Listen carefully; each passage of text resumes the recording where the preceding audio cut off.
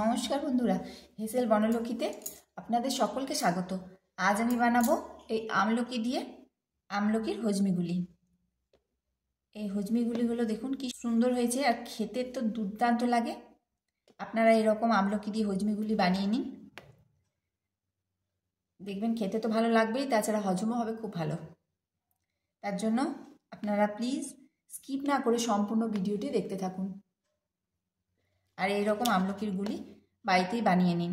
এই আমলকিগুলি বাজারে কিনতে পাওয়া যায়, কিন্তু বাড়িতে যদি তৈরি করে নেন তাহলে খুব অল্প খরচে হয়ে যায় আর একবারে খাঁটি জিনিস পাওয়া যায়। তাহলে আসুন স্কিপ না করে সম্পূর্ণ ভিডিওটি দেখতে থাকুন। আমলকির হজমি বানানোর জন্য আমি 250 গ্রাম আমলা খুব ভালো করে চিপে ধুয়ে নিয়েছি। আর এগুলো কোনো নোংরা নয়, আমলকির গায়ে এরকম দাগ থাকে। এখন আমলকিটা কুকারে 2টো সিটি দিয়ে নেব। বেশি জল দেবো না, 1 কাপ জল দিয়ে 2টো সিটি দিয়ে নেব। 4 কাপের 1 কাপ জল দিলাম। ততক্ষণে কড়াইয়ে একটা মশলা ড্রাই রোস্ট করে নেব। দিচ্ছি 1/2 চামচ গোটা জিরে, দিচ্ছি 1/2 চামচ জোয়ান। এটা ড্রাই রোস্ট করে ঠান্ডা করে তারপরে গুঁড়ো করব। খুব বেশি ভাজলে হবে না, সেন্ট উঠতে শুরু করলেই বন্ধ করে দিতে হবে গ্যাসটা বন্ধ করে নিলাম। এবার এটা ঠান্ডা করে তারপর গুঁড়ো করতে হবে। আমলকি সিটি পড়ে গেছে,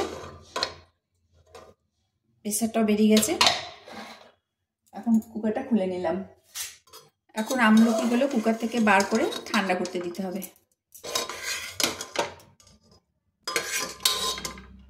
আমলকিগুলো ঠান্ডা করে নেব। আমলকিটা ঠান্ডা হয়ে গেছে, এখন এটা ছাড়িয়ে নিতে হবে।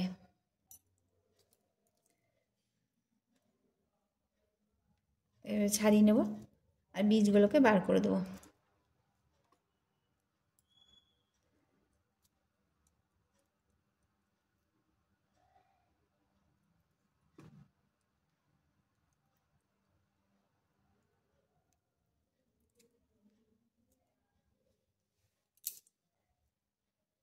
আমলকিগুলো ছাড়িয়ে নিলাম। এখন এর মধ্যে দিচ্ছি আদা। 1 ইঞ্চি মতো আদা দিয়ে এটা মিক্সিতে ফাইন পেস্ট তৈরি করে নেব। ওরকম জলের ইউজ করব না। মিক্সিটা মাঝে মাঝে 2-1 বার করে বন্ধ করে চালু করে মিক্সিতে ফাইন পেস্ট করে নেব। মাঝে মাঝে শুধু নেড়ে নেড়ে পেস্টটা বানিয়ে নিতে হবে। আমলকিটা এইরকম মোলায়েম পেস্ট করে নিলাম। একদম মোলায়েম করে পেস্টটা তৈরি করতে হবে। এখন আমলকির পেস্টটা একটা কড়াইয়ে নিয়ে নিচ্ছি। এখন গ্যাস জ্বালিয়ে অল্প আঁচে নেড়ে নিতে হবে। সম্পূর্ণ জলটা শুকিয়ে নেব। মোটামুটি এখন 2 থেকে 3 মিনিট নেড়ে নেব। 2 মিনিট মিডিয়াম আঁচে নেড়ে নিলাম। এখন এর মধ্যে দিচ্ছি চিনি। 250 চিনি দিব। এটা 200 দিলাম, আরও 50 মতো দেবো। আরও 50 গ্রাম মতো চিনি দিয়ে দিচ্ছি। এখন এটা চিনির সাথে খুব ভালোভাবে পাক করব। চিনিটা দেওয়ার জন্য এখন একটু পাতলা হয়ে যাবে, কিন্তু সমস্ত জলটা শুকিয়ে নিতে হবে। চিনিটা গলে গেছে, সমানে নেড়ে যেতে হবে, নাহলে কড়াইয়ে লেগে যেতে পারে। দিয়ে দিচ্ছি 1/2 চামচ বিট নুন, আঁচটা এই সময় কমানো আছে। দিচ্ছি 1/2 চামচ সাদা লবণ, দিচ্ছি 1/2 চামচ গোলমরিচ গুঁড়ো। এখন এগুলো খুব ভালোভাবে মিশিয়ে পাকটা করতে লাগবে। সারা বছর আমলকি পাওয়া যায় না, এই সময় আমলকি বানিয়ে এইভাবে করে রাখুন, অনেক দিন ধরে খেতে পারবেন আর খেতেও খুব ভালো লাগবে। গ্যাস অম্বল হজমের কোনো সমস্যা থাকবে না এরকমভাবে যদি আমলকি খাওয়া হয়। আর যেহেতু আমি গোলমরিচ দিচ্ছি, আদা দিচ্ছি, সমস্ত রকম মশলা পড়ছে এর মধ্যে, তার জন্য কাশি হলে বা গলা খুসখুস সব কিছু ভালো হয়ে যাবে। একদম ওষুধের মতো কাজ করবে। করে দেখুন, বেশ ভালো লাগবে, খেতেও বেশ টেস্টি হয়। তারা সাধারণত আমলকি খেতে চায় না, কিন্তু এইভাবে বাচ্চারা দেখবেন খেয়ে নেবে। খাবার জন্য বলতেও হবে না, নিজেরা কখন শিশু থেকে বার করে খেয়ে নেবে। কখনো কখনো মুখের রুচি ফেরাতেও কাজে লাগে।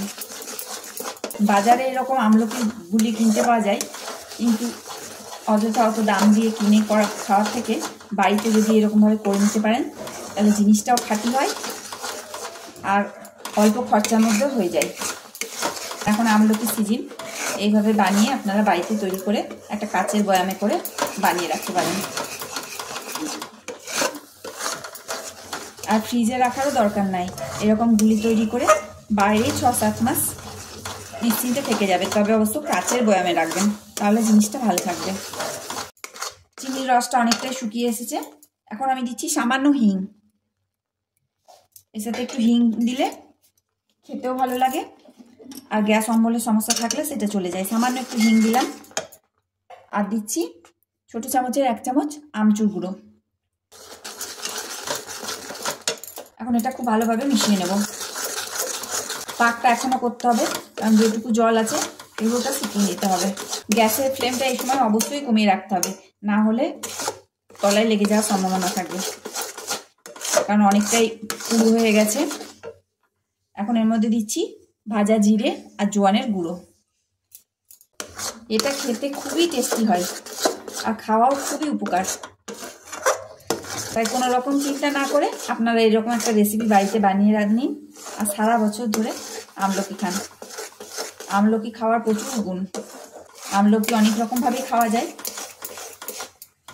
তবে এটা করে খেলে এটা অনেক দিন থেকেও যায় আর খেতে খুব ভালো লাগে। এতে অনেক রকম মশলা থাকে, যে কটা সব কটা হজমের সহায়ক। বানিয়ে খেয়ে দেখুন, যাদের গ্যাস অম্বলের সমস্যা আছে সব চলে যাবে।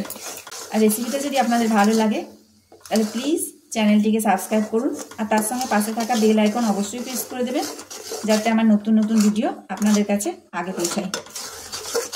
আর রেসিপিটা যদি ভালো লাগে তাহলে অন্য বন্ধুদের সাথে একটু শেয়ার করুন।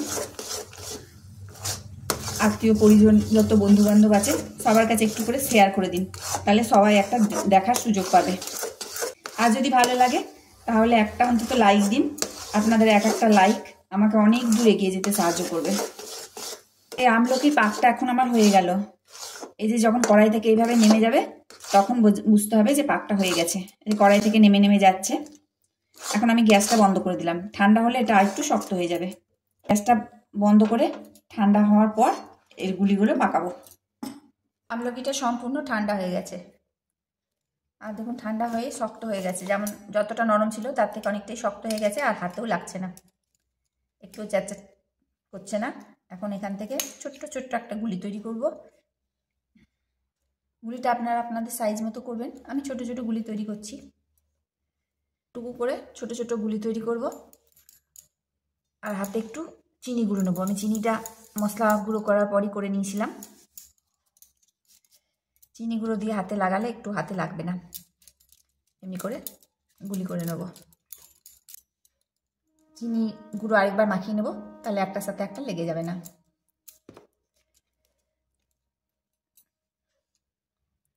এগুলো একটা করে যদি মুখে ফেলে রাখা হয় অনেকক্ষণ ধরে চুষে চুষে খাওয়াও যাবে, আর খেতে এতটাই টেস্টি হয় যে দেখবেন খুব তাড়াতাড়ি শেষ হয়ে যাবে। তার জন্য যখন করবেন, আমি এখন অল্প করছি, আবার পরে করব, বেশি করে করবেন, তাহলে অনেক দিন চলে যাবে। কারণ অনেকক্ষণ ধরে মুখে ফেলে এগুলো চুষে চুষে খাওয়া যাবে।